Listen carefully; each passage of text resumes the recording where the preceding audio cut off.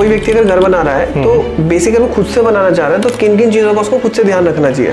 AR और VR कितना important है और उसको किस तरीके से इंटीरियर्स में यूज किया जा सकता है? ओके 2029 जो इस वक्त इंटीरियर डिजाइनर कमा रहा है उसका 300 टाइम्स वो कमा रहा होगा आगे 2029 में, और हम लोग सबसे ज्यादा कमाएंगे। रीजन इस तरीके से जो है वो बजट को हम डिफाइन करेंगे और एक घर बनाने में इंटीरियर करने में कितना खर्चा आता है। मैं कह रहा सीमेंट बंदा ब्रांड तो देखता है, जो डेट है तो कोई देखता ही नहीं है। तो कैसे पता लगाओगे कि ये असली है कि नकली?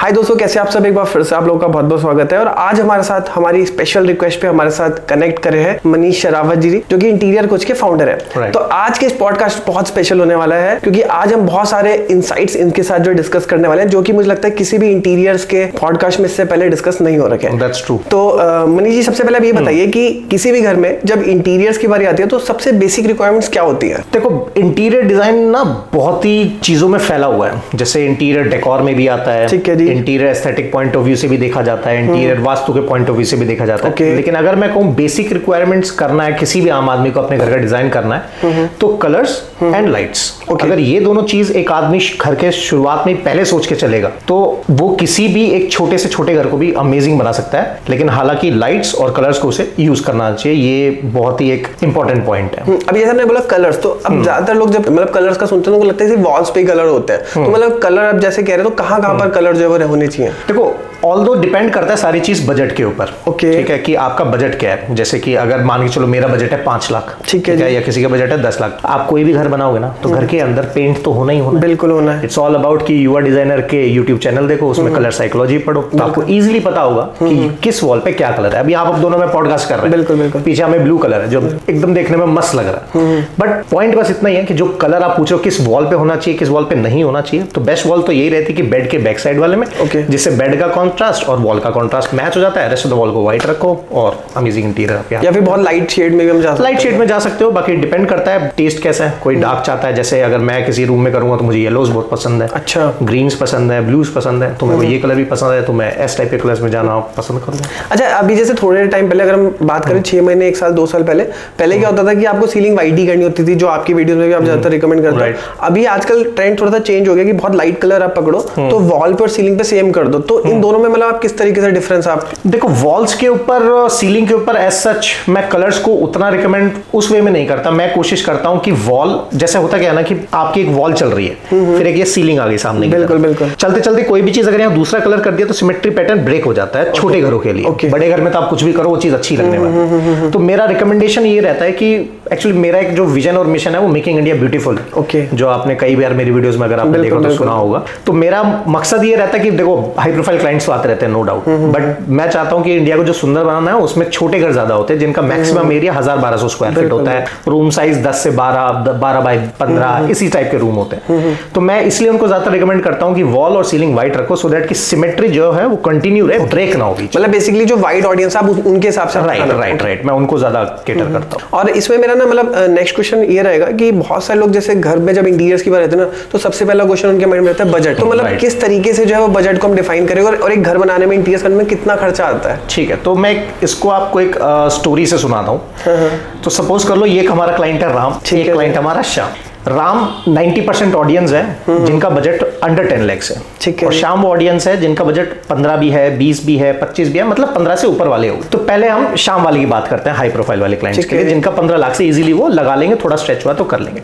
तो उन श्याम वाले क्लाइंट्स के लिए जो हमारा कॉस्ट है वो 4 सेगमेंट में होता है। एक होता है बेसिक इंटीरियर, जो कि रेंटल पर्पज से भी कह सकते हो। उसकी जो कॉस्टिंग स्टार्ट होती है वो 1100 रुपए पर स्क्वायर फीट से शुरू होती है। एग्जाम्पल के तौर पर मान लो एक फ्लोर का एरिया 1000 स्क्वायर फीट है, ठीक है, 1000 इंटू 1100 आपका बजट हो गया 11 लाख रुपए। ओके, ठीक है। अब क्या होगा क्या नहीं होगा वो मैं आपको आगे बताऊंगा उसमें। सेकंड जो उसमें फिर कैटेगरी आती है वो होता है मिनिमल इंटीरियर्स, मतलब जहां पे हम वॉल ट्रिम से प्ले करेंगे, कुछ थोड़े लूवर्स डाल देंगे, उसे बोलते हैं मिनिमल इंटीरियर। वो स्टार्टिंग होती है 1500 रुपए स्क्वायर फीट से लेके 1800 रुपए पर स्क्वायर फीट तक जाता है। उसके बाद आता है मिनिमल प्लस लग्जरी, कि यार मिनिमल तो हो गया, थोड़ा सा लग्जरी भी ऐड कर दे भाई।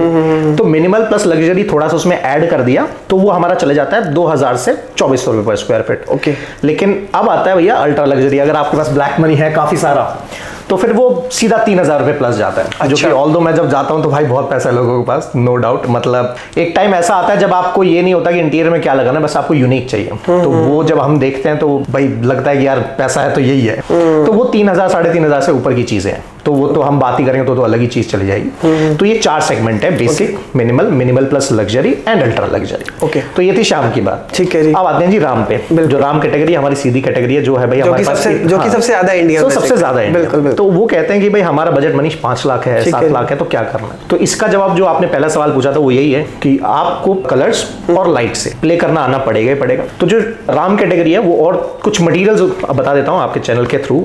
इसमें आप डेकोर के साथ प्ले कर सकते हो। जैसे अगर ये प्लांट आप देखोगे, इस पे टास्क लाइटिंग आपने किया हुआ, अमेजिंग। ये छोटा सा प्लांट है लेकिन बहुत सुंदर लग रहा है, नो डाउट। तो डेकोर हो गया, और भी सुंदर जो चीजें हैं जो आपको वॉल को डेकोर करने के लिए, बंजारा मार्केट है जैसे हमारे वहां पे, तो ऐसे टाइप वहां खरीद सकते हो। फिर वॉल ट्रिम्स हो गया, आपको पता ही है सस्ती पड़ती है। उसके बाद हो गया आपका रग्स, फर्नीचर। जो रग्स आप कहीं भी डाल दो, कुछ भी डाल दो, अपने आप देखने में अच्छा लगता ही लगता है। तो रग हो गया। और उसके बाद आई थिंक पेंट के कलर्स है, जो म्यूरल्स होते हैं बेसिकली।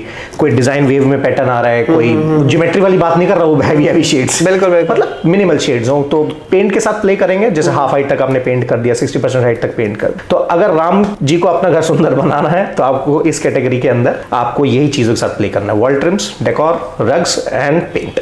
ओके, और जैसे अभी आपने बताया इनका बजट बहुत कम है, जो कि राम कैटेगरी के थे। अब जैसे हमने लाइट्स के बारे में बात करी, अब जैसे आप अपनी बहुत सारी वीडियो में बताते हो कि एक तरफ पैनल लाइट और एक तरफ सीओबी लाइट, तो सीओबी का लुक बहुत अच्छा आता है। तो अब अगर आप प्राइस भी अगर देखो तो सीओबी पैनल लाइट्स लगभग डबल से या फिर 2.5 गुना रेट उसका रहता है। तो अब इसमें अब एक्चुअली उनका बजट तो कम है, तो उनको क्या पैनल लाइट यूज करना चाहिए फिर सीओबी लाइट यूज करना चाहिए? अब यहाँ पे ना ये आता है मार्केटिंग टेक्निक। होता क्या है कि जैसे हमारे यहाँ पे मार्केट है, ठीक है, भगीरथ पैलेस बोलते हैं, इंडिया का सबसे बड़ा मार्केट है जहाँ से पूरे इंडिया में लाइटें सप्लाई होती हैं। तो एक सीओबी की एक्चुअल जो होती है नॉन ब्रांडेड, वो कीमत आती है करीब 450 रुपए की, 12 वॉट की।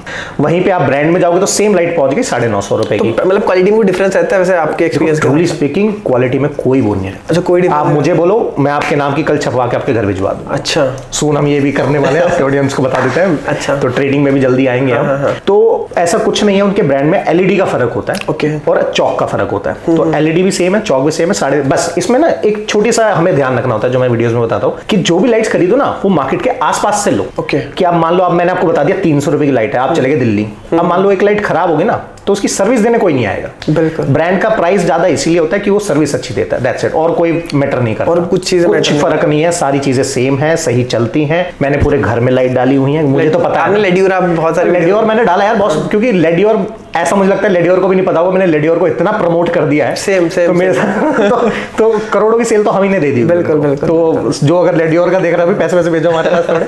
तो लाइटिंग का बस यही है कि आप आसपास से खरीदो, सो दैट की लाइट खराब हो जाए तो वो आप वहां जाओ रिप्लेस करके दे देगा। एनसॉर्टेड है तो सीओबी लाइट्स आप इजीली खरीद यूज कर सकते हैं। हाँ, बिल्कुल बिल्कुल। अच्छा, इसमें जैसे मैंने देखा जैसे नॉर्मल जो पैनल लाइट्स होते हैं तो वो कुछ टाइम के बाद ना कलर थोड़ा सा फेड से हो जाता है, लाइट हो जाते हैं, तो क्या ये सीओबी में भी होती है वैसे? देखो, एलईडी की एक लाइफ है, एक साइकिल होती है, ठीक है। कोई 8 लाख साइकिल कहता है, कोई 10 लाख साइकिल कहता है कि मतलब इतनी बार चलेगी, वो कुछ है, या आवर्स में कोई बात करता है कि भाई हमारी 10,000 घंटे चलेगी, हमारी 6,000 घंटे चलेगी, तो उसके ऊपर डिपेंड है। बट एज सच एक टाइम है एलईडी का, जो कि होता है 4 साल का। तो 4 साल के बाद एलईडी की लाइट थोड़ी कम होती है, बट ऐसा नहीं 10 से 20% ही घटेगी। सीओबी की भी? हाँ, सीओबी की भी। अच्छा। फिर उसके बाद अगर मैं बात कहूँ कि मनीष लाइट कब चेंज करनी चाहिए, तो फिर आपने अगर आज लाइट डाली है तो 8 साल के बाद आपको लाइट बदलनी पड़ेगी, क्योंकि उसकी इंटेंसिटी करीब करीब 60% तक घट जाएगी। तो 8 साल की एक एलईडी की लाइफ अच्छी होती है, ब्राइट होती है। 8 साल के बाद वो एलईडी घटना शुरू हो जाएगी। और अगर जैसे अभी 2024 खत्म होने वाला है, तो अभी मैं नेक्स्ट बात करूँ 2025 की, तो 2025 को आप किस तरीके से डिफरेंट देखते हैं 2024 से,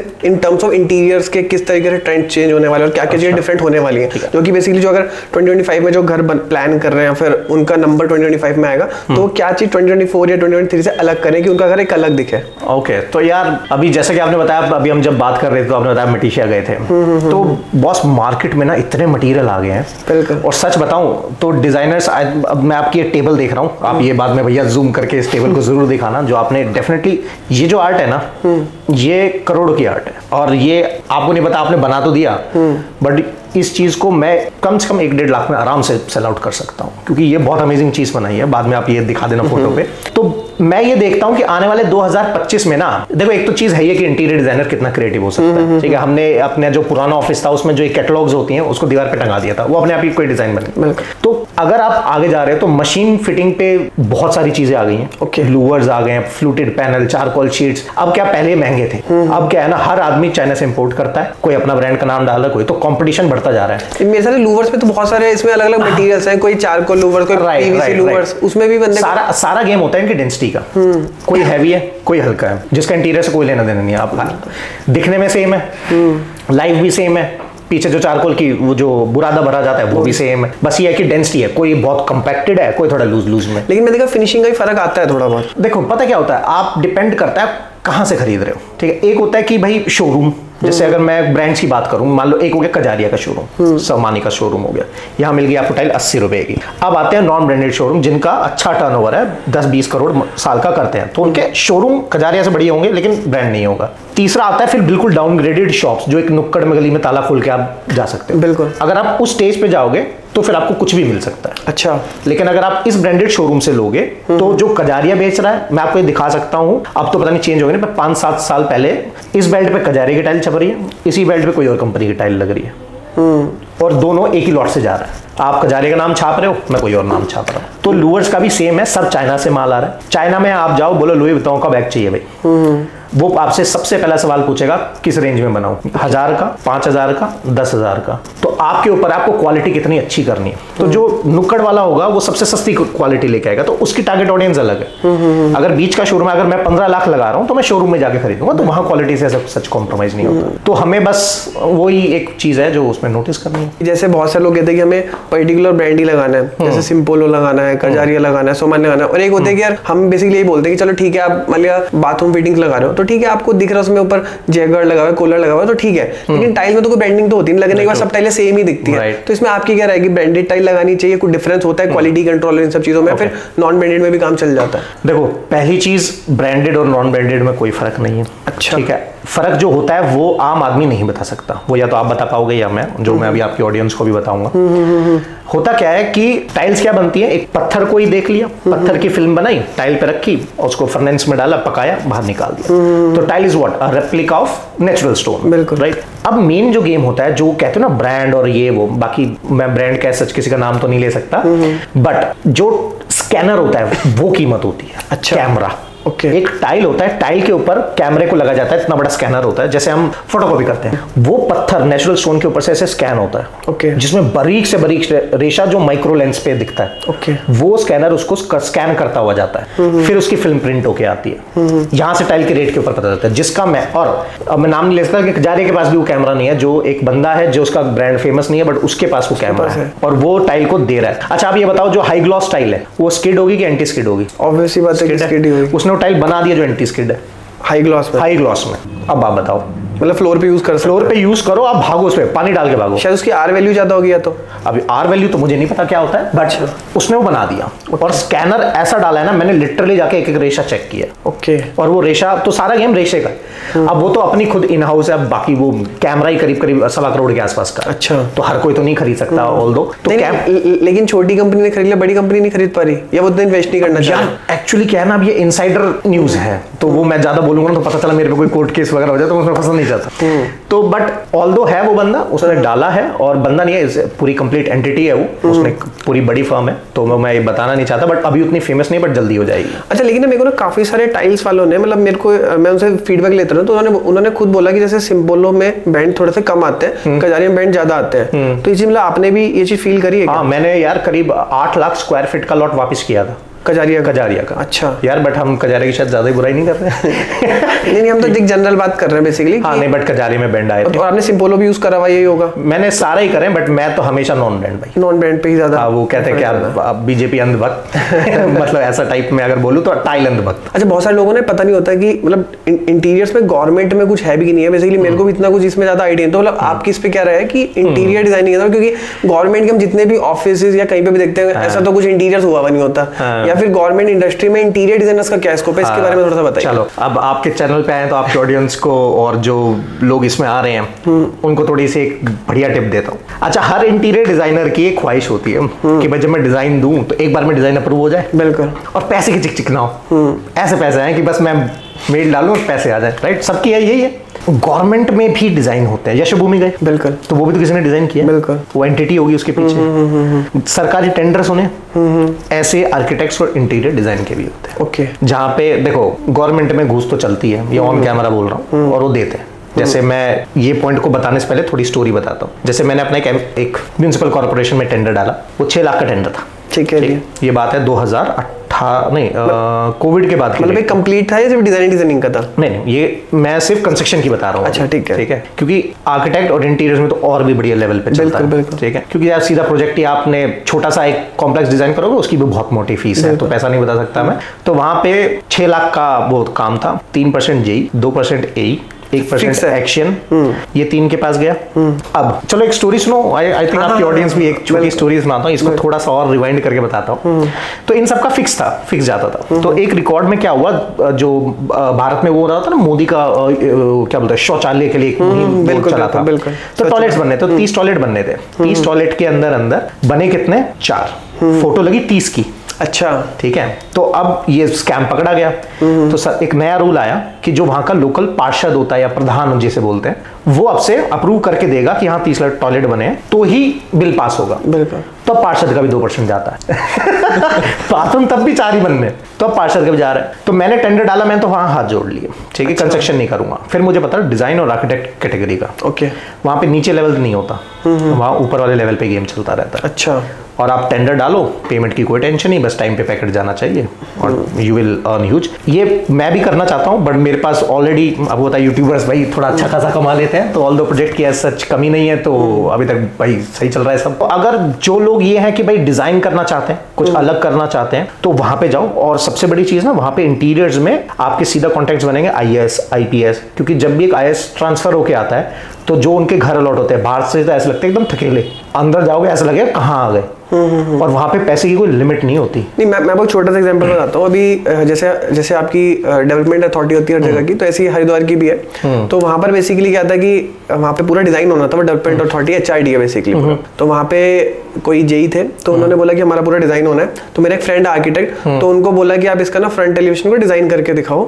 और आप डिजाइन करके दिखाओ और पसंद आएगा। उन्होंने ऐसे 3-4 अलग आर्किटेक्ट को बोला था, पसंद आएगा तो उसके बाद हम अप्रूव करेंगे और उसके बाद हम करेंगे। तो उन्होंने डिजाइन दिखा दिया, उसके बाद उन्होंने कहा कि ठीक है आप भेज दो एक बार फोटो। फिर कह रहे कि मजा नहीं है, फिर उनके डिजाइन पे काम हो रहा है। और उन्होंने हो सकता है कि वहां पे दिखा दिया कि हमने डिजाइन बनाया, इसके पैसे दिए, और उनको पैसे नहीं दिए और पैसे खुद रख लिए। तो मतलब इस तरीके की चीजों से कैसे डील कर रहे हैं यार? अब यही आपको सीखना पड़ता है। उसके लिए आपको सॉलिड, देखो मैं I belong to a Jat community, ठीक है, तो मेरे लिए वो है कि कर रहा है तो बता, नहीं है तो मैं जा रहा हूँ। यस और नो वाला काम है। मैं अपने क्लाइंट के साथ भी फेयर डील रखता हूँ कि boss this is my last rate, करवाओ या मत करवाओ, कोई इशू नहीं।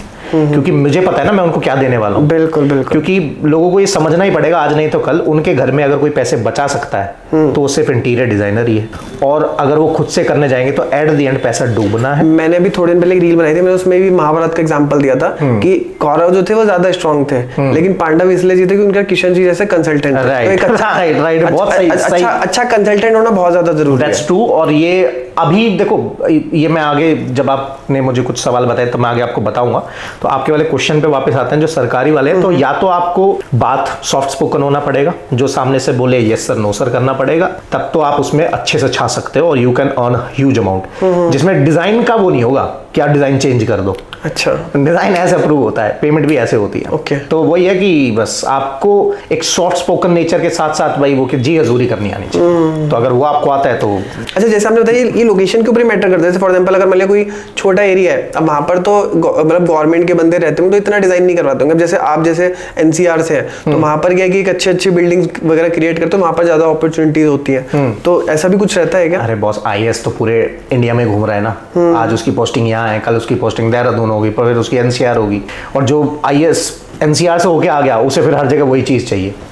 तो मेरे एक दोस्त हैं जो एक अच्छी गवर्नमेंट में है और अच्छे लेवल पे, नाम तो नहीं लूंगा, बट वो बहुत बड़ी लेवल पे है, मतलब 300 CR के आसपास की उनकी टर्नओवर होगी। तो वो करते हैं उनका काम भी और हम भी करवाते हैं। तो डिजाइन तो उनको फिर एक से एक चाहिए, और सबसे बड़ी चीज ना, वो जब आते हैं तो प्लास्टर तक निकलवा देते हैं। अच्छा, कि हमें किसी और का यूज करा हुआ चाहिए। तो डिजाइन फिर वहां पे अगर आप हो गए तो आईएएस के ग्रुप में आप एक बार एंट्री कर गए तो बात खत्म। वही बात है, फिर आपको सारे आईएएस। तो रिटायर के बाद अब उनके बंगले कोठियां आप ही बना रहे हैं। नहीं, ये तो खैर हमने भी देखा कि हमने अगर स्टार्टिंग में 3-4 प्रोजेक्ट जिस कैटेगरी में कर दिए फिर उसी से रिलेटेड प्रोजेक्ट्स मिलते हैं। Right true. तो मैं ये ऑल्दो सिर्फ आईएएस आईपीएस नहीं, बिल्कुल हर गवर्नमेंट एम्प्लॉय है उसको फिर डिजाइन अच्छा ही चाहिए। जो टेस्ट वो लग गया मुंह पे तो फिर वो वही उनको सारी चीज चाहिए होगी।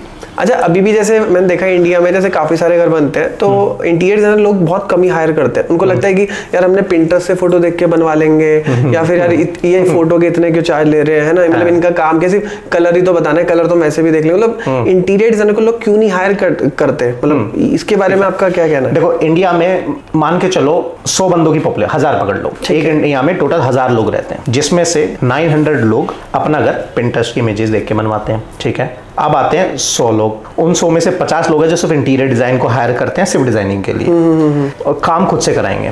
फिर उसके बाद आता है बाकी 50 लोग जो डिजाइन के लिए भी हायर करेंगे और एज अ कॉन्ट्रैक्टर भी हायर करेंगे, टर्न की प्रोजेक्ट जिसे हम बोल देते हैं। अब आते हैं आपके वाले सवाल पे कि इंटीरियर डिजाइन को हायर क्यों नहीं करते। आपको ये रेशो समझ आ गया पहले? तो अभी वेस्टर्न कल्चर में इंटीरियर डिजाइनर की एक इज्जत मानी जाती है कि भाई कोई आया है और कुछ करने वाला है, राइट? तो वहां पे उसको देखा जाता है। इंटीरियर में अभी ऐसा नहीं है, क्योंकि उस टाइम पे हमारे पापा लोग होते थे और अभी हम वो 90s वाले जनरेशन जिंदा है, तो अभी हम निकले नहीं है। जो हमारी जनरेशन आ रही है वो हमारे काम को वैल्यू करेगी, नो डाउट। और जो पापा लोग हैं वो तो बिल्कुल नहीं करेंगे, क्योंकि वो तो लेआउट भी खुद ही बना देते थे। यहाँ 10x10 का कमरा डाल दे, यहाँ किचन डाल दे, वहां मंदिर बना दे, हो गया काम। तो अभी लोग धीरे धीरे समझ रहे हैं, ऑल्दो वो रेशो घट रहा है। और इसका मैं आपको एक फैक्ट दे देता हूं, 2029 जो इस वक्त इंटीरियर डिजाइनर कमा रहा है उसका 300 टाइम्स वो कमा रहा होगा आगे 2029 में, और हम लोग सबसे ज्यादा कमाएंगे। रीजन, आपके पास पैसा आ रहा है मान लो, ठीक है, आपके पास 10 करोड़ आ गया, आप सबसे पहले क्या करोगे 10 करोड़ का? दो ही ऑप्शन, या तो घर खरीदोगे या गाड़ी खरीदोगे, क्योंकि 10 करोड़ का मोबाइल तो ले नहीं सकते। 10 करोड़ में आपने चलो मोबाइल ले लिया, महंगी गाड़ी ले ली, 1 करोड़ की ले लोगे, 2 करोड़ की ले लोगे, उसके बाद कहाँ लगाओगे? घर या गाड़ी? गाड़ी तो ले चुके, 8 करोड़ बच गया, घर लोगे। अब घर चलो और कम कर लेते हैं, 1 करोड़ आया आपके पास, तो मोबाइल कितने का ले लोगे? 1 लाख का। अब भी 99 बच गए, घर ही लोगे। चलो और कम कर लेते हैं, 50 लाख आया, तो भी आप 50 में 1 लाख का घर लोगे, 49 बचे, क्या लोगे? घर लोगे। अब आप कॉलोनी में देखना शुरू करोगे, हर बजट का हर टाइप का घर आ रहा है। इंडिया की इकोनॉमी बूस्ट कर रही है, और हमारी इंटीरियर डिजाइन की इंडस्ट्री आप अगर गूगल पे जाके फैक्ट चेक करोगे तो 2029 में $billion मल्टी $billion की हमारी इंडस्ट्री होगी। इकलौती इंडस्ट्री दो ही है, real estate and the second one is interior design. हमारी इंडस्ट्री होगी, तो हम लोग रूल करने वाले हैं, एंड दैट्स फॉर श्योर। तो जो हम सबको पता ही है, नो डाउट।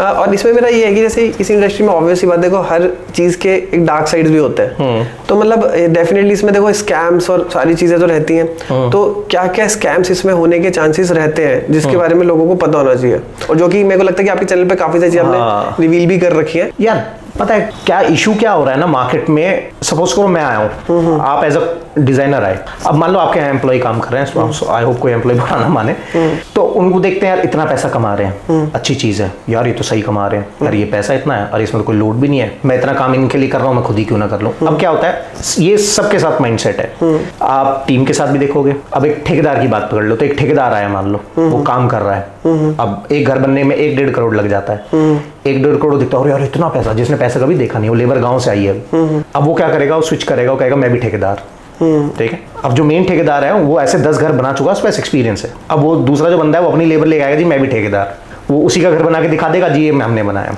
बनाना शुरू कर देगा। अब क्या होगा, उसको जीरो नॉलेज है, क्योंकि हमारी मार्केट में एक तो फ्लक्चुएशन ऑफ प्राइस ऐसे हो जाता है, कब लेबर महंगी होगी आपको पता ही नहीं चलेगा। दूसरी चीज, पैसा जब वो लगाना शुरू करेगा ना, तो लोग वेंडर के साथ क्या होता है ना, जैसे ही पैसा आता है उसको उड़ाना शुरू करता है फालतू की चीजों में। घर में अच्छा मकान, और बना किसके रहा है, आपके पैसों से, तो लोग हायर तो कर लेते हैं कॉन्ट्रैक्टर सस्ता देख के, क्योंकि जैसे मान लो लेबर रेट है कहीं 250 रुपए, कहीं 150 रुपए है, सबसे सस्ता वाला लेके आएंगे, ठीक है। मैं इस पॉइंट को थोड़ा सा स्ट्रेच करूंगा क्योंकि बहुत जरूरी सवाल आपने पूछा है। इसमें क्या हो गया कि अब वो बंदा गया, पैसे ले लिए, उस पैसे को वाहियात खर्च करेगा, क्योंकि ना उसके बाद कोई फाइनेंस की टीम है, ना कोई सोशल की कोई ऐसी कुछ टीम है जो उसके फंड्स को मैनेज करने वाली, कि भाई आपसे भी 1 करोड़ लिया है, इनसे भी 1 करोड़ ले लिया मैंने, दोनों के पैसे उड़ा देगा, और एंड में आपके पास कुछ बचेगा नहीं, फिर वो काम छोड़ के भागेगा। And that's true. तो क्या आप 1 करोड़ ऐसे आदमी के हाथ में दोगे जो पढ़ा लिखा है, कंपनी में टीम है, ऑफिस लेके बैठा है, मैनेज कर रहा है उस पे या 150 रुपए वाले पे। 90% जो मैंने आपको बताया था ना पहले, 1000 में जो 900 लोग हैं वो 900 लोग 150 वाले पे खर्च करेंगे और फिर बाद में रोएंगे। अब क्या होगा, 1 करोड़ में से 30 लाख खर्च हो गए, जो भी प्रॉफिट मार्जिन उसने सोचा था गया। अब डलेगा नकली सीमेंट। नकली सीमेंट मतलब एक्सपायरी, ठीक है, 3 महीने में एक्सपायर हो जाता है सीमेंट, नकली सीमेंट पकड़ेगा तो कम प्राइस में शायद मिल जाता होगा। हाँ, अभी मैं आपको एक चैनल से क्लिप भेजूंगा, आप अपने चैनल पे चलाना, नकली सरिया डलेगा।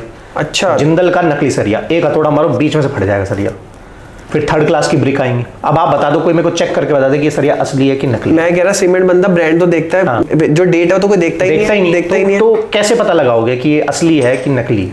तो मैं एक साइट विजिट पे गया, क्लाइंट बहुत ही कॉन्फिडेंस लेवल पे, मनीष देखो आपकी वीडियो देखी है मैंने, अदर यूट्यूबर्स की वीडियो देखी, देखो मैंने यहाँ केमिकल से आपने जो बताया था ना दीवार पे 305 307 MYK का, मैंने उनको कुछ नहीं बोला, मैंने मिस्टेक बोला, इधर आ क्या रेट से टाइल लगा रहा है? कह रहा बाबू जी 18 रुपए में। मैं कहा सर आपने जब टाइल रेट का पता किया तो कितने मिले? बोला सर 35 40 मांग रहे थे लोग, मैं 18 में लेके आया।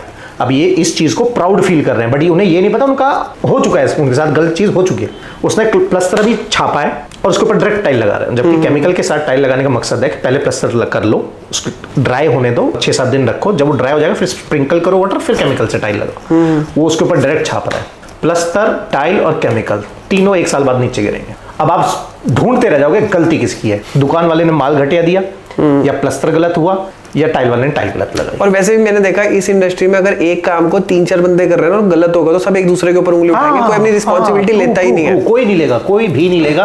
एट द एंड पैसा आपका गया। और भाई जो हार्ड अर्न मनी है ना, लोग कहते हैं आदमी घर मैक्सिमम अपनी लाइफ में 2 ही बार बनवा सकता है। बिल्कुल। तो मेरे हिसाब से अगर आप, और मोबाइल आप एक खराब ले लोगे, 1 लाख का है, खराब हो गया दोबारा ले सकते हो, घर खराब हो गया तो दोबारा नहीं बना पाओगे। तो ये एक बहुत बड़ी चीज है। और इसमें ये भी नहीं, खराब चीज को सही करने में बड़ी दिक्कत आ जाती है। ट्रू, वही एक्सपर्टीज शायद, अब मैंने जो अपना बिजनेस स्टार्ट किया था वो मेंटेनेंस से किया था। अभी मैं एक छोटा सा एग्जांपल और देता हूँ। अभी क्या हुआ था रिसेंटली कि क्लाइंट को कुछ हमने सीलिंग के डिजाइन दिखाए कि इस तरीके से बना लो, सिंपल सोबर दे। तो उन्होंने कहा कि तुम्हें क्या पता यार, तुम्हें तो 2-3 साल हुए, हम सीलिंग वाले से डिस्कस करेंगे। तो 20 साल से कर रहा है वो भाई जी, जो डिजाइन दिखा रहा है ना, और लपेट में जो एरिया है उससे 3 गुना 4 गुना जाएंगे। उन्होंने एक दिन उसके हिसाब से बना दिया। जब उन्होंने बिल बना के दिया, उन्होंने कहा यार लगभग 150 स्क्वायर फीट का एरिया था, उसकी एक्चुअल मेजरमेंट जा रही है 450-600 स्क्वायर फीट। तो मैंने कहा फिर इस तरीके से करा। तो उसमें क्या होता है, नहीं देखो हमें कोई लालच तो ऐसा कुछ है नहीं कि यार इसका डिजाइन, हमें हमारा मेन है कि डिजाइन अच्छा निकले, कि हमारी उससे तारीफ हो, और जो हमारी फीस है वो हमें मिल जाए, है ना। बाकी हमें नहीं, हमें सीलिंग के ज्यादा ठुकवा करके पैसे और उसको ज्यादा बेनिफिट है, हमें उससे कोई मतलब नहीं है। राइट। देखो हमारे साथ पॉइंट भी है ना, एक पॉइंट ये कि बॉस हमारी एक इमेज भी है यूट्यूब, तो हम उस इमेज के साथ ज्यादा पंगा नहीं ले सकते। बिल्कुल। एट द एंड कोई लोग कमेंट डालना शुरू करेंगे, रिव्यूज कराओगे, और हमारी तो फिर चलती सारी उसी पे है। यूट्यूब पे कमेंट्स आएंगे, रिव्यूज आएंगे, तो उसमें सच कोई फायदा नहीं है। बाकी पॉइंट आपका वही है कि वो जो लोकल ठेकेदार है ना, वो सस्ता दिखा देते हैं, ठीक है, जैसे कि फॉल सीलिंग का बता दिया, या सबसे ज्यादा चल रहा है बस किचन में, दबा के तो पैसा है, ठीक है। अब बड़े ब्रांड्स कैसे बेवकूफ बना रहे हैं, वो आपको बुलाएंगे कारकेस स्टार्टिंग फ्रॉम 800 रुपए, oh sorry, modular kitchen starting from 1000 रुपए स्क्वायर फीट। 1000 रुपए किसकी कॉस्ट लेते हैं वो?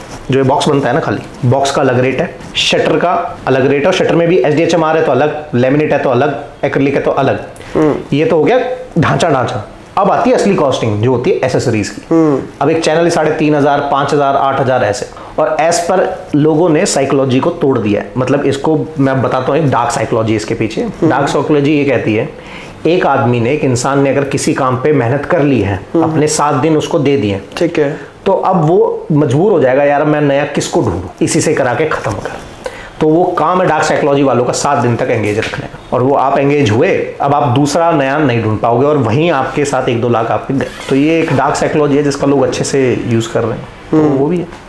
अच्छा, अभी जो क्वेश्चन अभी तो हम जा रहे थे क्लाइंट के पॉइंट ऑफ से, अब हम जाते हैं जो कि हमारे फील्ड में प्रैक्टिस कर रहे हैं या फिर बिगिनर हैं, तो मतलब उनका जनरली क्वेश्चन रहता है कि यार हम एक तो कोटेशन किस तरीके से किन किन चीजों को ध्यान में रखते हुए बनाए, और जब भी हम जैसे कोटेशन दे देते हैं ना, उसके बाद क्लाइंट डायरेक्ट तो फोन नहीं उठाता है ना। और एक रहता है, और इस इंडस्ट्री में क्या होता है कि स्टार्टिंग का तो चलो, एडवांस में तो चलो कोई नहीं, एक बार को देता है कि बंदे को काम करो, लेकिन लास्ट की पेमेंट बहुत मरती है। तो इन सारी चीजों को कैसे टैकल किया जाए?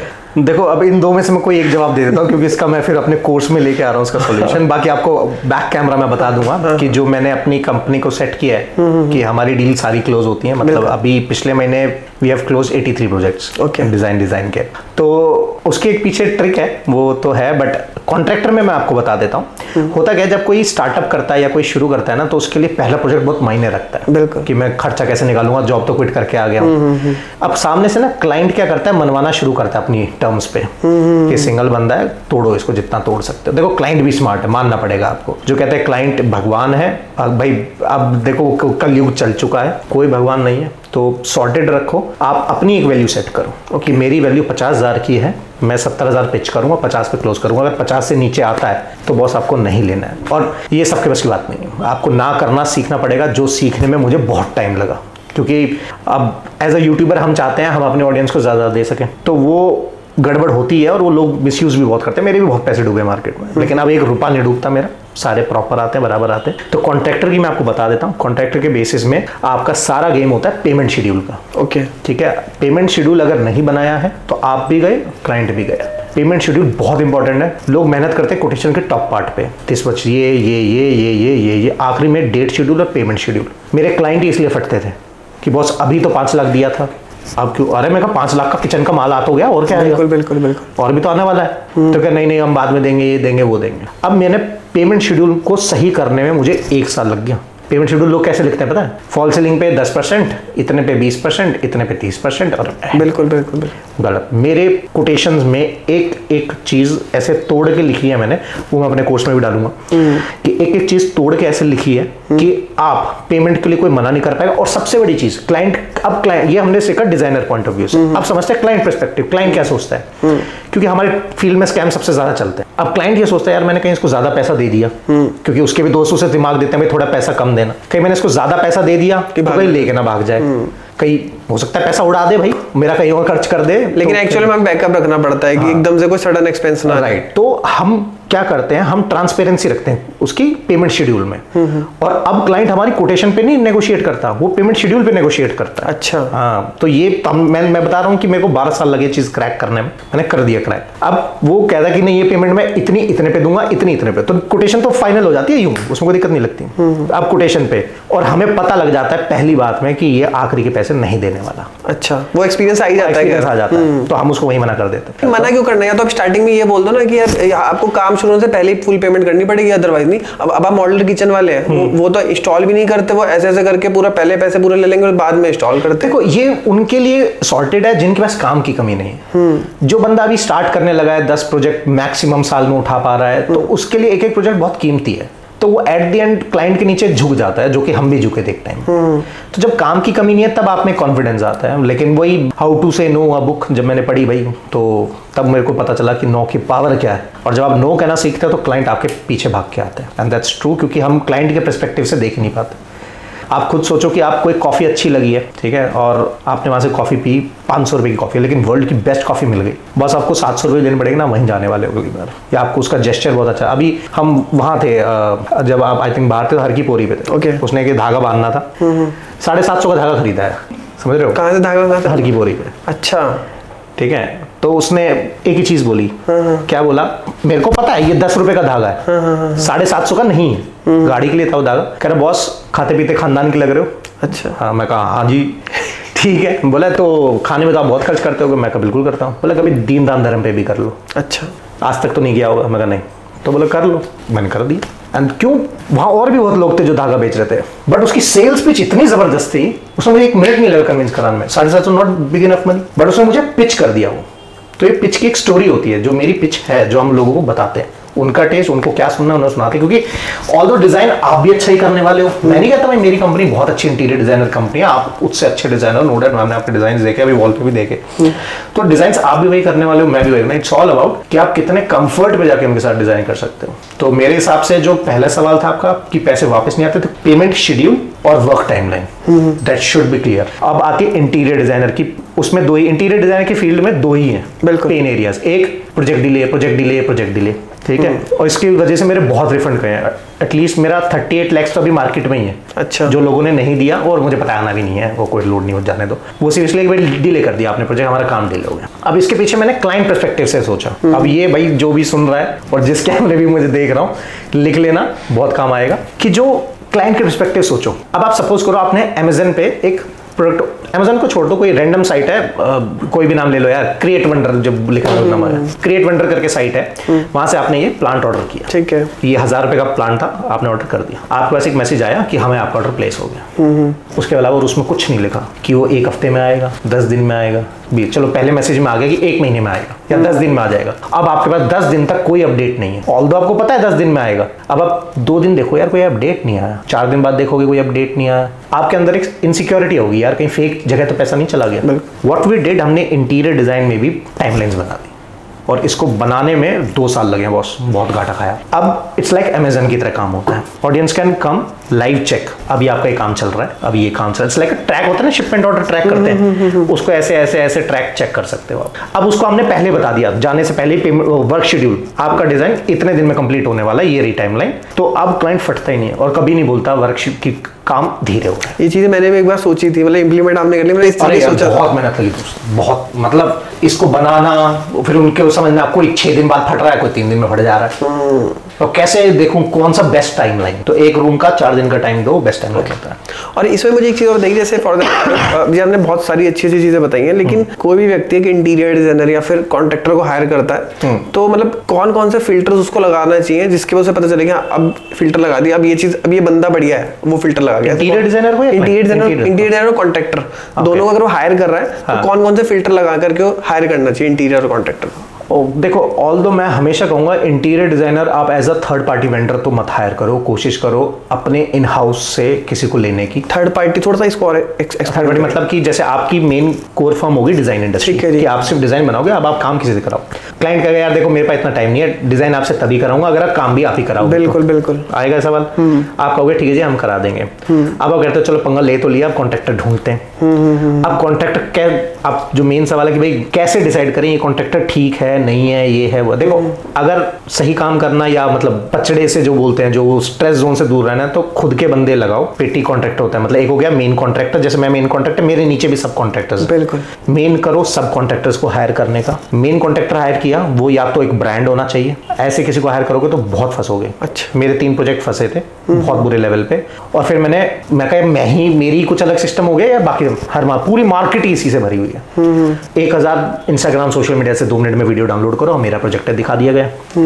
अब आप जैसे उसको कहोगे ना, होता क्या है, वो आपसे पेमेंट मांगेगा सीधा 5 लाख रुपए एडवांस टोकन, 2 लाख 2.5 लाख 1 लाख 3 लाख दोगे। आपने सारा 1 लाख 2 लाख एडवांस उसको दे दिया। अब वो मैंने वही बात आ गई कि 1-2 लाख को कैसे यूज करने वाला है, क्या वो एस्टेब्लिश्ड फर्म है, क्या वो आगे लाइफ में बढ़ने की सोच रहा है? क्योंकि अगर ऐसा नहीं है तो वो 2 लाख आएगा तो सबसे पहले आपके 2 लाख को तो साइड कर 50,000 निकालेगा और अपने गाड़ी में सिस्टम लगवा लेगा, मोबाइल ले लेगा और ये सब में पैसे उड़ा देगा। अब क्या होगा, 10 लाख का काम है, 4 लाख आप उसे दे चुके हो, अब उसके 4 लाख के प्रॉफिट खत्म। अब उसके माइंड में ये सेट आएगा यार मेरे पास तो कुछ बचा ही नहीं, मेरे सारे पैसे लग गए। वो ये नहीं सोचेगा मैंने उड़ा दिए। ये मैं स्टोरी बता रहा हूँ क्योंकि मैंने बहुत देखा है और मेरे साथ हुआ भी है। मैं 3 प्रोजेक्ट में फंसा भी था इसमें, ऑल तो फिर वो मैंने नहीं, तो ये सारी चीजें आपको जैसे एक्सपीरियंस से पता, लेकिन कोई व्यक्ति अगर पहली बार बना रहा तो उसको कैसे पता? देखो सब पेटी कॉन्ट्रैक्टर हायर करो, फायदा क्या है, आपके कारपेंटर अलग है तो कारपेंटर लेगा 50,000 1 लाख, टाइल वाला अलग है 50,000 1 लाख। तो इनमें से किसी एक ने उल्टी चीजें करी तो आप एक को हटा के दूसरे को तुरंत ला सकते हो। लेकिन अगर आपने 1 मैन को चुना हुआ है टर्न की पैसा, वहां आप दिक्कत में फंस जाओगे।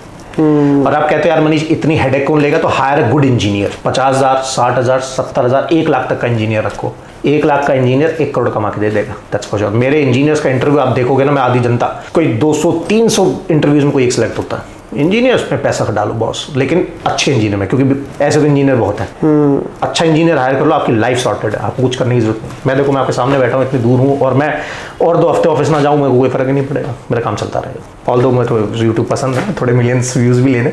तो अब रही बात कि स्टिल मनीष फिर भी कोई अगर वेंडर हायर करना चाहता है तो उससे 3 चीज लो, उसकी बैंक स्टेटमेंट, नहीं देता तो मत लेना। फिर सपोज करो मैं हूँ, आप मेरे पास हो, यार मनीष मैं काम है करेगा, मैं हाँ जी करूंगा, बोले अपनी बैंक स्टेटमेंट दे दे। अगर उसका बैंक बैलेंस 20 लाख से ऊपर है तो काम दे दे। अच्छा, फर्स्ट चीज तो ये तो कहेगा मैं गवर्नमेंट वाले काम कर रहा हूँ, मतलब मेरा तो गवर्नमेंट कर रहा है तो क्या हुआ, बैंक बैलेंस है या नहीं है? क्योंकि अगर उसके पास 20 लाख है और 10 लाख का वो आप उसको काम देने। अब इसमें भी 2 चीज आती है ना, एक है कि बंदे के बैंक में मान लिया 20 लाख नहीं, वो 20 लाख का कैश दिखा रहा है, तो ये चलेगा क्या इस तरीके से?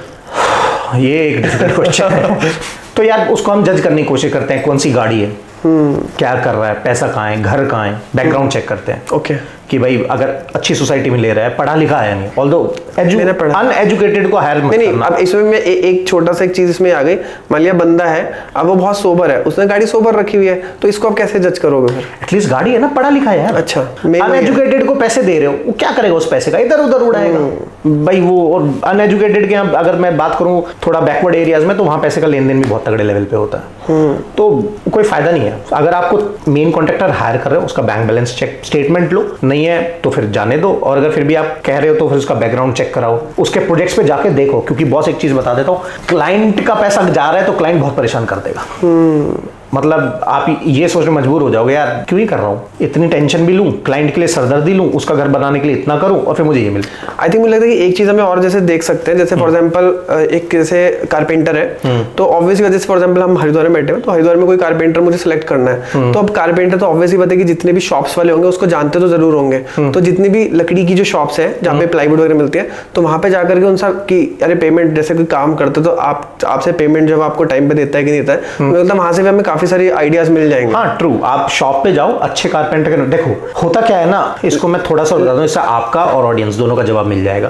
अब एक बात बताओ, आप मार्केट में जाओ, आप अपने घर के पास इंटीरियर का बजट आपने 1 करोड़ 50 लाख, या ऑडियंस के साथ बात करते हैं 20 लाख आपने बजट रखा हुआ, ठीक है। आप मार्केट में जाओगे, आप ब्रांड की लाइट खरीदोगे, ब्रांड की टाइल लोगे, सारी चीज हर जगह ब्रांड का काम करोगे, लेकिन जब बात आएगी लेबर पे, तब आप 15 रुपए टाइल वाला समझोगे, कारपेंटर सस्ते सस्ता ढूंढोगे। मैं कहता हूँ उल्टा करो, लोकल माल लो और जो लेबर है वो हाईफाई रखो। ये उस तरीके से अगर सिंपल भाषा में समझाऊं तो एल्टो चलाने वाला, उसको आपने लैम्बोर्गिनी दे दी चलाने के लिए, तो कैसे चलाएगा लैम्बोर्गिनी? 1 मिनट में हाथ में दे देगा। बेसिकली जैसे कारपेंटर जो भी काम करते हैं उनके पॉइंट से मैं क्वेश्चन पूछता हूं आपसे कि लोग बेसिकली कैसे जज करते हैं? जैसे फॉर एग्जांपल लाइक प्लम्बिंग का काम है, जैसे फॉर एग्जांपल एक बाथरूम का फिटिंग का लगभग 10 से 15 हजार रुपए एक बाथरूम का प्राइस है। अब मान लिया उन्होंने एक दिन में आकर के पूरे एक बाथरूम की फिटिंग कर दी, फिर उसके बाद टाइल्स वाइल्स का काम हुआ, दूसरी बारी में जाकर के उस बंदे ने सेंट्री फिटिंग लगा दी। अब उसमें बंदा कहेगा अच्छा ये पहली बार 2 बंदे लाया था, फिर 2 4, यानी मैं अगर 1000 रुपए मानूं तो 4000 बनते हैं, 12000 रुपए क्यों ले रहा है? ये माइंडसेट है।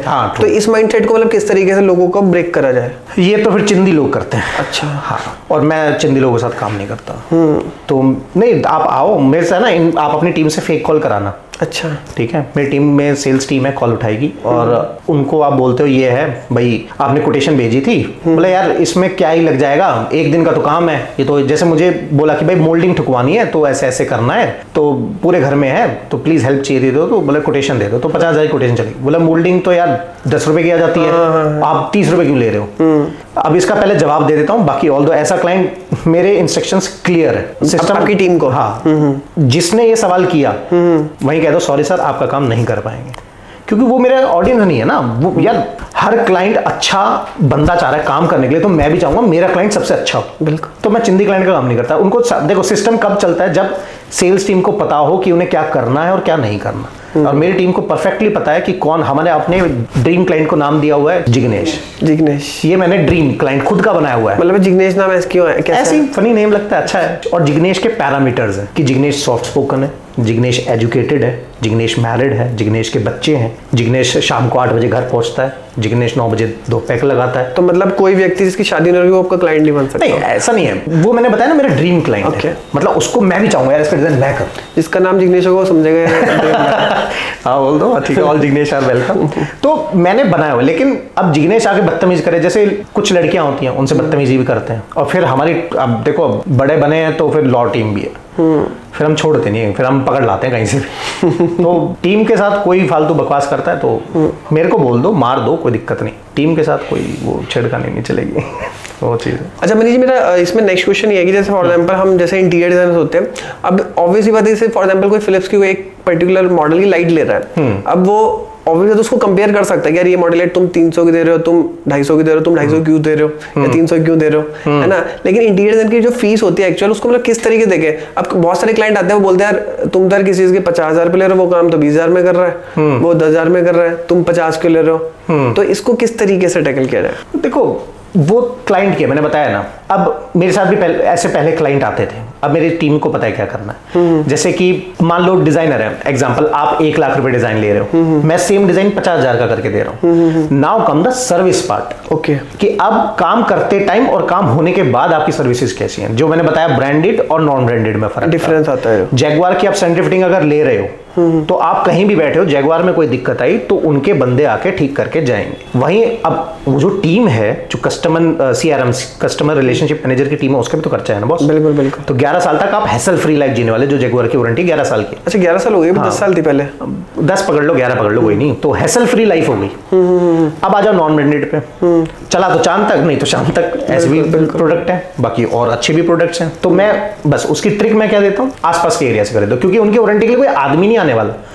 उनकी वारंटी के लिए आपको बस शॉप पे जाना है, वो रिप्लेस करके देते हैं। नहीं मतलब एक जैसे इंटीरियर डिजाइनर काम कर रहा है, अब वो काम होने से पहले वो कैसे बताएगा? जैसे स्टार्टिंग में वो काम कर रहा है कि मेरी सर्विस अच्छी है, वो उसको कैसे एक्सप्लेन करेगा? यार मेक अ प्रेजेंटेशन। देखो क्लाइंट को पता होता है ये काम अच्छा करेगा और ये काम अच्छा, ये काम सस्ता करेगा। प्रेजेंटेशन रखो, श्योर। हम इंस्टाग्राम पे क्या करते हैं, हम अपने यूट्यूब के थ्रू क्या कर रहे हैं, हम यूट्यूब के थ्रू अपना वैल्यू दे रहे हैं, अपना बिलीव दे रहे हैं कि हाँ इस बंदे को नॉलेज है। सेकंड स्ट्रगल क्या आता है, यार मैं तो तुमसे काम करूंगा तो तुम्हें देख के आया हूँ, पॉइंट है। तो नीचे वाले से कैसे काम कराऊंगा, तो मुझे वो सिखानी पड़ी लोगों को। जब भी कोई डिजाइनर आता है उसके लिए हमारे प्रोटोकॉल्स बने हुए हैं, किस बंदे से क्या करना है। तो जो आपका सवाल का ऑल्दो जवाब है कि 50,000 आप 1 लाख में कर रहे हो, मैं 50,000 में कर रहा हूँ, आप वैल्यू क्या दे रहे हो उसकी एक लिस्ट होनी चाहिए। ओके। अब वो कहता है नहीं आप भी वही वैल्यू दे रहे हो, मैं भी वही वैल्यू दे रहा हूँ, तो भैया आप ब्रांड हो, मैं अभी उतना बड़ा ब्रांड नहीं हूँ। क्योंकि अभी अगर मैं 50,000 ले रहा हूँ और जिस दिन मैं आपके लेवल पे पहुंच गया तो मैं 1.5 लाख मांगूंगा। समझ गया। तो वो क्लाइंट की कॉल है कि 50 से कराना है केक और वैल्यू क्या चाहिए। तो ये बेसिकली आपको खुद से डिसाइड करने कि आप जो काम दे रहे हो उसकी एक्चुअल वैल्यू क्या होनी। राइट।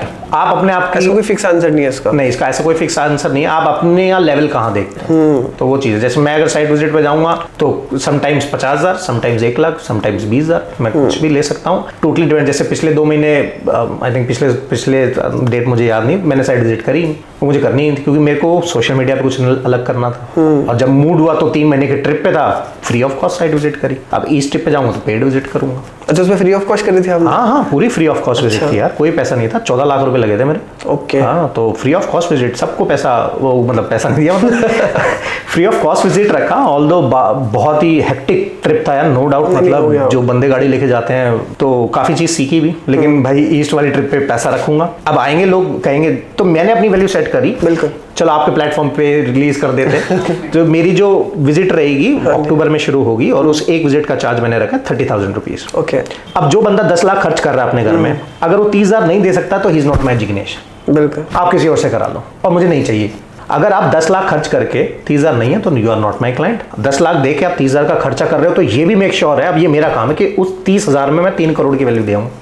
मैं हो सकता है उसके 10 लाख भी ना लगने दूं, 8 लाख में उसका घर बनवा दूं। And same goes for you और same goes for other designers. तो ये टाइम लगेगा क्योंकि हमारी जनरेशन थोड़ी अभी पुरानी है, तो इंटीरियर डिजाइन इंडस्ट्री को अभी थोड़ा उठने में 2-3 साल, जो लोग स्ट्रगल अगर कर रहे हैं इस फील्ड में, तो 2-3 साल पकड़ के रखो इस चीज को, भाई बहुत ऊपर जाओगे। अच्छा इसमें ना इंटीरियर्स में आजकल बहुत एक ट्रेंड कर रहे हैं 2 नाम, जैसे VR AR। आजकल जैसे 3D में फोटोज तो बना के नॉर्मल हर कोई दे देता है। उसमें है कि वो बंदा पिंटरेस्ट से रिलेट करता है, उसको क्योंकि पिंटरेस्ट में तो बिना कुछ करे मिल ही रहा है। अब ऑब्वियसली बात है कि इंटीरियर डिजाइनर डिजाइन कर रहा है तो उसको पता है कि वो किस तरीके से रेंडर कर रहा है, लेकिन उस डिजाइन को जो उसने मेहनत से बना रखा है और एक जो पिंटरेस्ट की फोटो, दोनों को सेम तरीके से जज करता है। इसलिए वो कहता है कि यार मैं इस डिजाइन के पैसे क्यों दूं इतने। तो AR और VR कितना इंपॉर्टेंट है और उसको किस तरीके से इंटीरियर्स में यूज किया जा सकता है। ओके, देखो मैंने आज से 1 साल पहले ना VR लॉन्च कर दिया था। ठीक है। उसके लिए 2 PC आए। एक PC था 4.5 लाख का, एक PC था 3.5 लाख का, और मैं देख रहा हूँ आपने भी VR का सेटअप यहाँ कुछ रखा हुआ है। और उसके बाद कुछ वो आए जो उनके बेसिकली VR का काम करता है, जो ये यूनिटी इंजन वाले होते हैं जो गेम्स बनाते हैं। ओके। ठीक है, मैंने उनको हायर किया और वो भी बहुत। आप शायद मैंने आपका वीडियो यार दुबई गए थे शायद, ऐसा कुछ आपने कहा था। हाँ, वहां से कुछ लेके आए थे और ऑल्दो मैंने उसको स्टार्ट किया लेकिन वो ड्रास्टिकली फेल हुआ। ऑल्दो प्रोजेक्ट आ गए मेरे पास उसके, मतलब straight away 7 projects, each cost around 5 to 7 lakh. 7 project थे मेरे हाथ में, बट उसको करने में टाइम बहुत लगता है और क्लाइंट के पास पेशेंस नहीं है बॉस। तो ऑल्दो फिर वो मुझे बंद करना पड़ा, बट मैंने इस लेवल पे ला दिया था, आप VR जस्ट लगाओ। होता है ना, जैसे आपने कुछ वीडियो देखे होंगे उसमें लोग चल के देख रहे हैं फ्लैट के अंदर, वो सब फेक वीडियोस हैं, ऐसा कुछ वो होता नहीं है। वो बस ये है, वीडियो में 360 डिग्री आप चलते हुए नहीं दिखा सकते, वो पॉसिबिलिटी नहीं है बॉस। बिल्कुल बिल्कुल। वो यूनिटी इंजन के लिए मैंने मेरे एक कोडर की 1,20,000 सैलरी थी जो मैंने रखा। 2 कोडर्स थे मेरे पास और एक रियल इंजन आर्टिस्ट बोलते हैं उसको, वो रखा हुआ था। तो वो बना के आप उसको यूं कर सकते हो, ये उठाया ऐसे रखो। आप यूट्यूब पे जाना, ऐसे आपको वीडियोस भी मिल जाएंगी। वो एक 3 मिनट की जो उसने प्रेजेंटेशन बनाई थी ना एक रूम की, उसको बनाने में 2 महीने का टाइम लगता है। अच्छा। हाँ, तो 3 प्रोजेक्ट हमने लिए, फिर रिफंड ही कर दिया, मैं कहा भाई नहीं करना है प्रोजेक्ट। तो मैं थोड़ा आई थिंक जो कि VR AR बहुत डिमांडिंग है नॉट इन इंडिया, तो मैंने शायद वक्त से पहले स्टार्ट कर दिया। तो जब आएगा तो ये तो आपने जो भी बात बोली ना कि आपने बंद कर दिया कि बहुत आगे की सोच आपने सोच ली थी। 48 लॉज ऑफ पावर में एक बुक है, तो उसमें एक लाइन है कि लोगों को ना मतलब बदलाव पसंद होता है, लेकिन आप बहुत ज्यादा बदलाव कर दोगे ना उसको भी लोग एक्सेप्ट नहीं कर पाते। Right, true. तो आज भी लोग 3D में खुश हैं, 360 डिग्री व्यूज में खुश हैं। तो वो मेन एक्चुअली में डिजाइनिंग में जितने आपने बताया कि जैसे इतने एफर्ट लगे तो उतना बंदा वैल्यू भी नहीं दे पाता, फिर मतलब नहीं दे पाएगा आपको पैसे उतना। वो है, जैसे हमारे 2 क्लाइंट थे, एक तो ऑलमोस्ट दुबई से था और एक चेन्नई साइड से था। तो उनको हमने वो 3D बनाया और फिर वो घर पे बैठे बैठे ऐसे वॉक अराउंड कर रहे हैं, उनको उसमें हमने ऑप्शंस डाले। वो था मेरा विजन जो था। चेंजेस मांगता है ना क्लाइंट। हाँ, वो आपने देखा था मैंने 16 मिलियन डाल दिए। हाँ। करता रहे पूरे दिन कलर चेंज बैठ के, मेरे को मत फोन करना अब दोबारा। सही। तो वो डिवाइस आप वहां तक पहुंचा रहे थे उन तक? नहीं, हमने उनको ऑफिस बुलाया था। अच्छा। अब वो बैठ के हमने एक सेटअप दे दिया उनको। मैं कहा sir take your time play, और सच बताऊं आखिरी में वही डिजाइन हुआ जो हमने किया। अच्छा। क्योंकि आप नहीं चूज कर सकते ना यार, ऑडियंस चूज करने जाएगी। जैसे आपने जो सवाल किया था कि खुद से बेसिक करना जाए, यार एक वाइट कलर 18 वाइट्स हैं। ये तो मैंने सिर्फ टाइप ऑफ वाइट बताया। अब ब्रांड पकड़ लो, नेरोलैक है, ड्यूलक्स है, एशियन पेंट्स है, बर्जर है, ब्रिटिश है, इंडिगो है, ओपस आ गया बिरला का। 7 कैटेगरी है। अब बताओ उनमें से कौन सा वाइट लोगे? 18x7 कर लो, जितने वाइट्स आ जाए बता देना। इसलिए मैं एक कोड के पीछे रहता हूँ, L146। वो कोड डालो, उससे बेस्ट कोई पेंट नहीं है। तो पॉइंट बस इतना सा है कि लोगों को आज नहीं तो कल डिजाइनर हायर करना ही पड़ेगा। बस वेट एंड वॉच। क्योंकि आप किसी भी बंदे से पूछ लो जिसने घर बनवाया हो, 100 में से पूछोगे ना, 97% रेशो कहेगा हमें मजा नहीं आया। 97% का। इसलिए तो एक टैगलाइन चलती है, ये happy client is a myth हमारी इंडस्ट्री में। But now we are getting happy clients by God grace. कि 12 साल का एक्सपीरियंस लग गया उसको क्रैक करने में। तो जो मैंने आपको यहाँ बताया अभी। मनीष जी, मेरा नेक्स्ट क्वेश्चन ये है कि कोई व्यक्ति अगर घर बना रहा है तो बेसिकली वो खुद से बनाना चाह रहा है, तो किन किन चीजों का उसको खुद से ध्यान रखना चाहिए? ओके, देखो स्टेप 1 है, जो लोग डिजाइनर हायर करना नहीं चाहते, कॉन्ट्रैक्टर हायर करना नहीं चाहते, क्योंकि भाई देखो हमारा भी परसेंटेज है और उसके पास बजट ही 5 लाख है, तो हमें फीस देगा या खुद से काम कराएगा? बिल्कुल। तो उसके पास 2 ऑप्शन है। ठीक है। ऑप्शन 1, टेक कंसल्टेंसी, इधर फ्रॉम यू, मी या कोई भी डिजाइनर बिल्कुल जो कि कंसल्टेंसी का काम कर रहे हैं। ठीक है, उससे कंसल्टेशन ले लो। ऑप्शन 1 कि हर पॉइंट पे वो आपको गाइड करता रहेगा। ठीक है, नहीं वो भी नहीं लेना तो आ जाओ सेकंड पार्ट पे कि 5 लाख का इंटीरियर। सबसे पहले आपको करना है कोटेशन, बजट डिसाइड। ये थोड़ा सा टॉपिक को स्ट्रेच करूंगा सो दैट डिटेल में ऑडियंस आपकी समझ पाए। कोटेशन बनाओ सबसे पहले। नहीं है तो कोटेशन ले लो, आपको कॉल करो कोटेशन ले लो, सो दैट कि कितना पैसा लगना। आप गाड़ी लेने जाते हो, मोबाइल लेने जाते हो, स्टोर पे पूछते सबसे पहले आदमी क्या पूछता है? कितने का है, कौन सी रेंज का दिखाऊं, आईफोन दिखाऊं, सैमसंग दिखाऊं, ओपस दिखाऊं, पोको दिखाऊं, क्या दिखाऊं? क्लियर। गाड़ी लेने जा रहे हो, माइंड में पहले पता होता है 10 लाख की देखने जा रहा हूँ, 20 लाख की, 30 लाख की, 50 लाख की। राइट। आप उसमें 50 लाख की लोगे तो 5-10 लाख ऊपर नीचे स्ट्रेच कर सकते हो। राइट। तो सबसे पहला स्टेप है हर इंडस्ट्री में, मतलब अपनी इंडस्ट्री में कोई भी काम करा रहे हो, सबसे पहले कोटेशन, आपको कितना पैसा लगने वाला है। हमारी इंडस्ट्री में क्या होता है, bedroom design, drawing room design, और या फिर इंस्टाग्राम पे रील आ रही है उसको सेव करते रहेंगे लोग, पिंटरेस्ट पे फोटोज उनको सेव करते रहेंगे, बजट कोई लेता ही नहीं। तो ये तो हो गया सबसे पहले कोटेशन। आप अपना बजट डिसाइड कर लो, एक पेपर पे लिख लो मुझे 10 लाख डालना है, पहला काम डन। अब आते हैं सवाल पे जो आपका था। सबसे पहले आपको क्या करना है, कोटेशन के बाद डिसाइड करना है 5 लाख का है, 10 लाख का है, 20 लाख का है। अब आपको फॉर्मूला यूज करना जो मैंने पहले बताया था, 1000, 1100, 1500। ठीक है जी। अब मान लो 1000 स्क्वायर फीट है, 1500 तो 15 लाख आ गया। तो अगर आपका 5 लाख का बजट है तो आपको प्ले करना है फोटो फ्रेम्स और सिर्फ पेंट से। तीसरी फोटो डाउनलोड भी मत कर लेना भूल के इंटरनेट से, या इंस्टाग्राम को डिलीट कर दो, पिंटरेस्ट को डिलीट कर दो।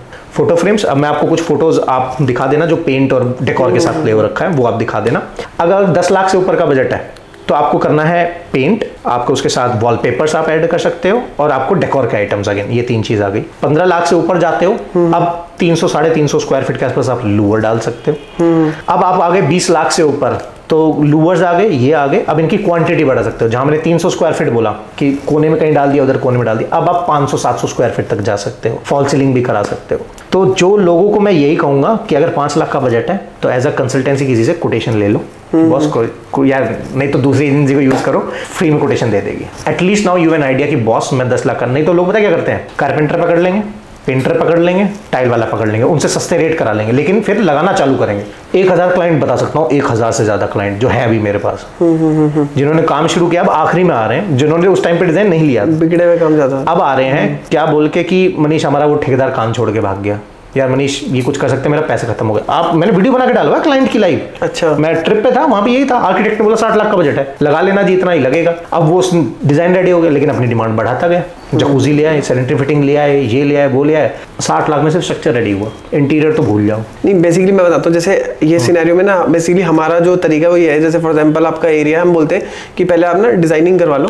डिजाइनिंग में जैसे आपका रॉ है, रिनोवेशन का काम है, तो डिजाइनिंग में हमें पता चल जाएगा कि क्या क्या चीजें चेंज हो रही हैं, तो उसके अकॉर्डिंग डिजाइनिंग का कॉस्ट है वो आपको पे करना पड़ेगा। उससे क्या है कि हमें एक फिल्टर भी मिल गया। थोड़ा सा इसको अपोजिट करो। ओके। अगर आप पहले डिजाइन पिच करोगे ना तो एज अ सेल्समैन की तरह दिखाई देने वाले हो। मेरे नहीं, अगर कोई व्यक्ति मान लिया कहता है कि मान लिया उन्होंने बताया कि मेरा 1000 स्क्वायर फीट में इंटीरियर्स होना है, और उसे कुछ भी नहीं पता है ना उसे चीजों का पता है, वो कहेगा कि अब मेरे को खर्चा बता दो, लगभग खर्चा बता दो, सेकंड क्वेश्चन तक कहेंगे आइडिया नहीं, हम कैसे बता देंगे, फिर भी कुछ है क्या अप्रॉक्स दे दो। हाँ तो यही मैंने वो 4 सवाल दे दिया आपको। 1100 रुपए स्क्वायर फीट से 1400 बेसिक इंटीरियर। बेसिक इंटीरियर की जिसमें सिर्फ पेंट फिनिश की 4 फोटोज दिखा दो, ये हो गया जी ये पार्ट। 1400 से 1800 के ये वाले डिजाइन की रैंडम फोटोज दिखा दो, जिसमें कुछ मोल्डिंग्स आ गई, कुछ वॉलपेपर्स आ गए। 1800 से 2200 वाली फोटो देखो, जिसमें अब लूवर्स और वोल्टेम्स दोनों आ गए। 1800 से 2200 से ऊपर वाली की कुछ फोटोज दिखा दो, ये आ गई। अब आप बताओ इनमें से आपको क्या कराना है। वो बोलेगा यार मुझे ये वाली फोटोज ज्यादा अच्छी लग रही है, बोला जी आपको 15 लाख का खर्चा लगेगा, खत्म हो गई बात। और हम तो कहते हैं भाई 15 लाख। अब थीम हमने क्योंकि यार अब इतना काम कर दिया, मतलब पता नहीं, मेरे को अब गिनती भी नहीं कि कितना काम कर दिया है, तो अब तो चुटकी में पता लग जाता है। लेकिन ये दिक्कत डिजाइनर्स के साथ आती थी, वो थोड़ी बता सकते हैं। That's how I make the system कि अब उनको पता है। अब क्लाइंट जब डिजाइन कराता है ना, उसकी ख्वाहिशें कम नहीं रहती, वो बार बार डिजाइनर को भेजेगा इंस्टाग्राम की फोटो, ये कर दो, पीछे बढ़ेगा, नहीं आप लगा दो, नहीं आप लगा दो, फिर रेट बढ़ जाते हैं। क्योंकि हमारी फील्ड में ना रेट बढ़ते कैसे हैं, आपने पता नहीं सुना भी होगा एक बार, जैसे कि कोई बोलता है कि भाई आप ना यहाँ से ये दीवार हटा दो बस, और कुछ नहीं करना, तो उसके लिए तो कुछ नहीं करना। भाई दीवार हटाई तो उसके नीचे एक टाइल लगी हुई थी, वो टाइल भी लगेगी। दीवार हटी तो दीवार किसी वॉल में थी, तो वो वॉल हटेगी तो प्लस्तर जड़ेगा, रीप्लास्टर होगा, फिर पुट्टी वाला आएगा, फिर पेंटर आएगा। या फिर एक बिजली का पॉइंट पकड़ लो, यहाँ से वहां शिफ्ट करना है, झिर्री काटेगा, वायरिंग करेगा, स्विच सॉकेट लगाएगा। बिजली वाले का काम 2000 लेगा। पहला आएगा झिर्री बक्सा, फिर स्विच प्लेट बाद में लगाने आएगा, फिर प्लास्टर मिस्त्री आएगा जो प्लास्टर करेगा, फिर पेंटर आएगा, पुट्टी खींचेगा, 2 दिन बाद आएगा, फिर प्राइमर पेंट करके जाएगा, फिर बिजली वाला। एक स्विच सॉकेट को इधर से इधर करने की कॉस्ट होगी 5000 रुपए। अब ये क्लाइंट क्या करते हैं ना, डिजाइन में करते करते वो ऊपर बढ़ जाते हैं, तो इसलिए मैंने स्ट्रिक्ट लिस्ट दी हुई है।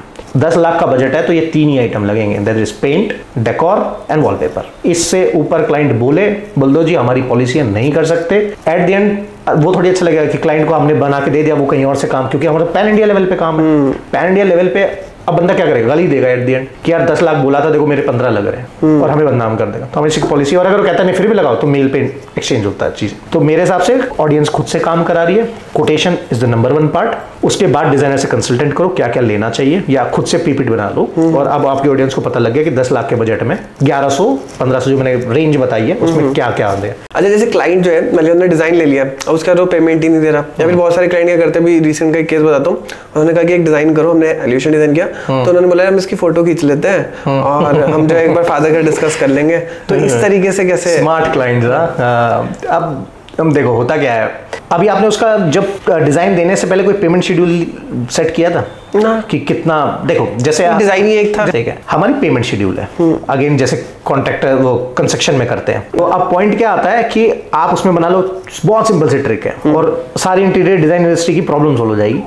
पेमेंट शेड्यूल को 3 हिस्से में बांट दो। ठीक है जी, ठीक है। The first amount is 50% advance. Okay, 50% से कम नहीं लेना ही नहीं है। डिजाइनिंग कॉस्ट, जैसे एक आपने बोला भाई मैं इस चीज के 50,000 लूंगा, 50% एडवांस 25,000। उसके बाद नेक्स्ट 25,000 को 2 में बांट दो। ठीक है। पहला वाला कि आपने 50,000 जो बोला था, 50 में 25 में आप लेआउट दोगे, आप उसका एक स्केचअप अगर काम करते हो तो मॉडल बना के दोगे, मॉडल बनते ही बाकी की जो 50% मतलब बाकी जो 25,000 है 12,500 ले लो। अब उसके 3D दे दो। 3D दे दिए, 3D पूरे घर के नहीं देने, 70% करके 3D दो। ठीक है, ये मैं उनके लिए बता रहा हूँ जो ज्यादा स्मार्ट क्लाइंट्स हो, उनको दे दो। फिर उसके बाद जब फाइनल पेमेंट आएगी तब पूरे 3D और 2D रिलीज करने, वर्किंग डिटेल्स मत देना भूल के भी। और इसमें मेरा सेकंड एक बता रहा हूँ, मेरा 38 लाख ऐसे डूबा। नहीं, मेरा इसमें साथ में एक क्वेश्चन हो रहा है, जैसे फॉर एग्जांपल एक जैसे ये तो आपने बताया डिजाइनिंग का, अगर कोई व्यक्ति इस तरीके से काम कर रहा है, डिजाइनिंग और साइट सुपरविजन दोनों कंबाइन करके कर रहा है, तो उस केस में कितना % उसको डिजाइनिंग से पहले लेना है? भाई ये दोनों अलग सेगमेंट है। आधे इंटीरियर डिजाइनर का पैसा यहीं जाता है, प्रोजेक्ट चलता है 2 साल, और 2 साल क्लाइंट्स की क्या डिमांड होती है, यार आप डिजाइन का इतना सारा चार्ज ले रहे हो तो आप साइड विजिट तो करोगे ही ना। बिल्कुल बिल्कुल, एक बार करूंगा उसके बाद नहीं। यार आप इंजीनियर हायर कर रहे हो, आप 1.5 करोड़ लगा रहे हो, कॉन्ट्रैक्टर तो अच्छा पकड़ा होगा। अब क्या होता है, आप इंजीनियर, आप ही सुपरवाइजर, आप ही सारा काम। As an architect, as an interior designer, आपका काम ये बनता है कि आप मैक्स टू मैक्स एक साइड पे 3 विजिट करो, उससे ज्यादा नहीं। उसके बाद हर विजिट का पैसा हो, क्योंकि आपके इंटीरियर डिजाइन का काम है भैया, आपका टेस्ट लिया। लोगों को लगता है मजाक है जब वो पिंटरेस्ट से फोटो डाउनलोड कर लेते हैं, जब मार्केट में जाते हैं ना लेमिनेट चूज करने, तभी कंफ्यूज हो जाते हैं। तभी तो मेरे को आइडिया आता है एज अ कंसल्टेंसी स्टार्ट करो कि लोगों को, वो लोग कौन बता रहे हैं कि मुझे बस ये बता दो ये व्हाइट लूं कि ब्लू। तभी तो मेरे को आइडिया आता है, मैंने एज अ स्टार्टअप स्टार्ट किया। और ऑल्दो अब काफी लोग इसको कर रहे हैं, नो डाउट। क्योंकि भाई देखो, मेरे को पैसे प्यार नहीं है, और सिंपल सी बात, देखो लोग कहते हैं कि ऐसा बोलते हैं, मैं सच में ऐसा बोलता हूँ, मेरे को उतना कोई लोड नहीं है। वो अच्छा है पहले का ही, ठीक है। पॉइंट इतना आता है, मुझे बनाना इंडिया को सुंदर, और यही मेरा एक विजन है, जो कि इसकी स्टोरी भी है, वो फिर कभी बैठेंगे पॉडकास्ट में तो बताएंगे। तो आप साइट विजिट मत करो, 3 भी मैक्स बता दिया है, वो भी अगर लोकल एरिया में, डिजाइनिंग वाले प्राइस। हाँ, अगर कहीं बाहर है तो 1 विजिट होगी। जैसे मान लो यहाँ से अगर 60-70 किलोमीटर है तो 3 कर दो, 60-70 से 1 किलोमीटर ज्यादा बाहर कर दो। तो अब ये सारे इंटीरियर डिजाइनर अगर ऐसे बोलेंगे तो सॉर्टेड है। क्योंकि यार आप अपनी वैल्यू देखो ना, उसका प्रोजेक्ट 1.5 साल चलेगा, आपने प्रोजेक्ट बना के दे दिया, 3 लाख फीस ली, वो 1.5 करोड़ के प्रोजेक्ट के लिए 1 साल जो चलने वाला है, आप उसमें कितनी विजिट करोगे? एट द नाम आप ही आएगा डिजाइनर खराब। तो अपने काम को, अपनी मेहनत को, यार 5 साल का आर्किटेक्ट का कोर्स होता है, डिजाइनिंग का कोर्स होता है, फिर आपका हार्ड वर्क होता है। Don't give it like just like this. All the time लगेगा अभी, क्योंकि हमारी डिजाइन इंडस्ट्री अभी उतने बूम पे नहीं, लोगों को समझने में टाइम लगेगा, पर वेट जस्ट टिल 2029, 2027 में देखना क्या शुरू हो जाएगा। तब तक न्यू ऑडियंस जो है, न्यू बॉर्न्स हैं, जो अभी जो जनरेशन को चेंज करने वाले, वो डिसीजन मेकर बन जाएंगे, वो आ जाए, वो डिसीजन मेकर बन जाएंगे। अभी तो पापा की चलती है ना, और इतने पैसे क्यों दे रहा है? नहीं, अभी भी बच्चों की चलती है, जो जिद्दी टाइप के बच्चे। हाँ ट्रू, तो वो है, तो वो करते हैं, लेकिन फिर उनके लिए वो चीज़ है ना, इतने फुट डिजाइन की फोटो मैं ही बना दूंगा, ले भैया ब्लू प्रिंट कर दे।